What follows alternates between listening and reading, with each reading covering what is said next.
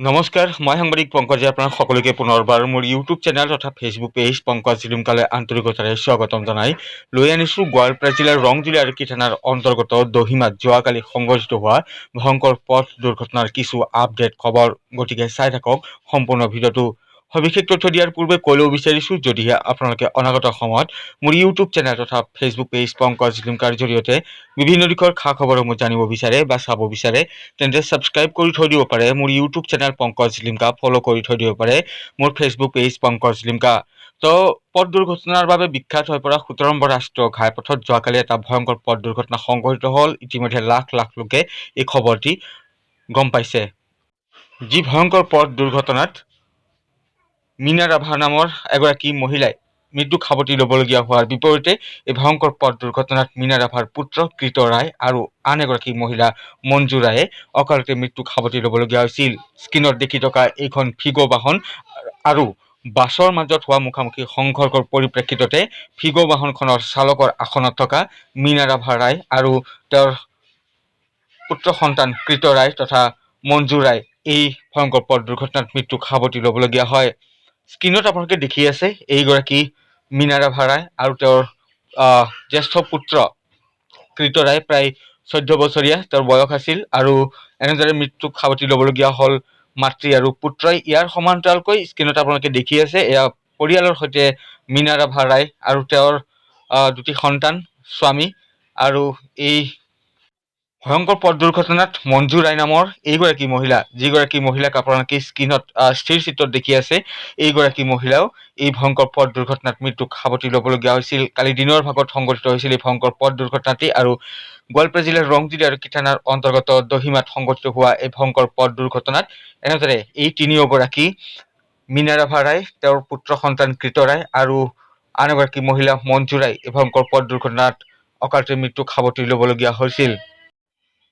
আৰু শেহতীয়াকৈ কিছু আপডেট পাইছোঁ এই খবৰটিৰ যে এই যি ভয়ংকৰ পথ দুৰ্ঘটনা সংঘটিত হ'ল ফিগ' আৰু বাছৰ মাজত যি মুখামুখি সংঘৰ্ষ হ'ল, এই মুখামুখি সংঘৰ্ষ হোৱাৰ পৰিপ্ৰেক্ষিততে ফিগ' বাহনখনৰ যিগৰাকী চালকৰ আসনত আছিল মীনা ৰাভা ৰায়, তেওঁ এগৰাকী আচলতে শিক্ষয়িত্ৰী আছিল, শিক্ষা বৃত্তিৰ সৈতে তেওঁ জড়িত হৈ আছিল আৰু গোৱালপাৰা জিলাৰ দৰংগিৰিস্থিত দৰংগিৰি উচ্চতৰ মাধ্যমিক বিদ্যালয়ৰ তেওঁ শিক্ষা বিভাগৰ এডুকেশ্যন ডিপাৰ্টমেণ্টৰ তেওঁ শিক্ষয়িত্ৰী আছিল বুলি জানিব পৰা গৈছে। পুনৰবাৰ জনাই দিছোঁ আপোনালোকক, দৰংগিৰিস্থিত গোৱালপাৰা জিলাৰ দৰংগিৰিস্থিত যি দৰংগিৰি উচ্চতৰ মাধ্যমিক বিদ্যালয় আছে, সেই বিদ্যালয়খনৰ এডুকেশ্যন ডিপাৰ্টমেণ্টৰ শিক্ষয়িত্ৰী আছিল মীনা ৰাভা ৰায় আৰু তেওঁৰ এই ধৰণৰ অকাল বিয়োগে আচলতে সকলোকে শোকগ্ৰস্ত কৰি তুলিছে, সকলোৱে মৰ্মাহত হৈ পৰা পৰিলক্ষিত হৈছে। আৰু যোৱাকালি মীনা ৰাভা ৰায়ে তেওঁলোকৰ যিখন ফিগ' বাহন আছে, স্ক্ৰীনত আপোনালোকে দেখি আছে, এই ফিগ' বাহনখনৰ লৈ আহিছিল গোৱালপাৰা জিলাৰ ধূপধাৰালৈ, আত্মীয়ৰ ঘৰলৈ, আৰু ধূপধাৰা আৰক্ষী থানাৰ অন্তৰ্গত এটা প্ৰান্তত তেওঁলোকৰ আত্মীয় আছে আৰু সেই আত্মীয়ৰ ঘৰলৈ আহিছিল বুলি জানিব পৰা গৈছে। লগতে আছিল মীনা ৰাভা ৰায়ৰ প্ৰায় 14 বছৰীয়া পুত্ৰ সন্তান কৃত ৰায় আৰু মঞ্জু ৰায়। মঞ্জু ৰায়ে সম্পৰ্কত মীনা ৰাভা ৰায়ৰ খুৰী শাহু। পুনৰবাৰ জনাই দিছোঁ, মঞ্জু ৰায় নিহত হৈছে এই পথ দুৰ্ঘটনাত আৰু নিহত মঞ্জু ৰায় সম্পৰ্কত মীনা ৰাভা ৰায়ৰ নিজৰ খুৰী শাহু আছিল বুলি জানিব পৰা গৈছে। আৰু তেওঁলোকে সেই আত্মীয়ৰ ঘৰৰ পৰা খবৰ লৈ যেতিয়া দুধনৈস্থিত যি বাসগৃহ আছে, সেই বাসগৃহলৈ গৈ থকা অৱস্থাতে এই ভয়ংকৰ পথ দুৰ্ঘটনাটি সংঘটিত হয়।